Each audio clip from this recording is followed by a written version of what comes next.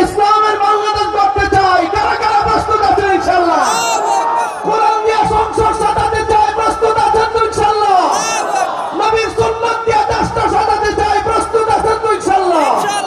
যার যার জায়গায় আমরা সচেতন ভূমিকা রাখবো ইনশাআল্লাহ। জুড়ে বলেন ইনশাআল্লাহ। মুহাম্মদুর রাসূলুল্লাহ সাল্লাল্লাহু আলাইহি ওয়াসাল্লাম বললেন, হে ওমর, যুদ্ধের ময়দান থেকে পালিয়ে দেওয়া কোন নবীর পক্ষে শোভা পায় না, তার জন্য দায়ী নই। সুতরাং আমি যুদ্ধের ময়দান থেকে পালিয়ে যাব না, আমি একাই তাদের বিরুদ্ধে যুদ্ধ করব। আল্লাহর নবী কথা বলে তার উট সামনের দিকে এগিয়ে নিলেন।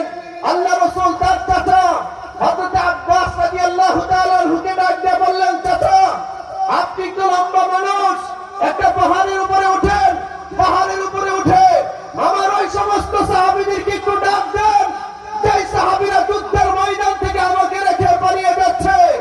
আপনি তাদেরকে ডাক দিয়ে বলেন, তারা তো বাইআত আকাবায় আমার হাতে হাত রেখে শপথ করেছিল, তারা তো বাইআতের রিদওয়ানে আমার হাতে হাত রেখে শপথ করেছিল, আমাকে কখনো যুদ্ধের ময়দানে শত্রুর সামনে একা রেখে পালিয়ে যাবে না।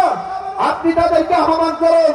হযরত আব্বাস রাদিয়াল্লাহু তাআলা আনহু একটা পাহাড়ের উপরে উঠে সমস্ত সাহাবীদেরকে ডাক দিয়ে বললেন, হে বিশ্বনবীর সাহাবীরা, হে সাইয়্যিদুল মুরসালিনের সাহাবীরা, তোমরা যারা বাইআতের রিদওয়ানে নবীর হাতে হাত রেখে ওয়াদা করেছিলে, তোমরা যারা বাইআত আকাবায় আল্লাহর নবীর হাতে হাত রেখে শপথ করে বলেছিলে, ইয়া রাসূলুল্লাহ, প্রয়োজনে নিজেদের জীবন বিলীন করব, তারপরে আপনাকে একা রেখে যুদ্ধের ময়দান থেকে পালাবো না।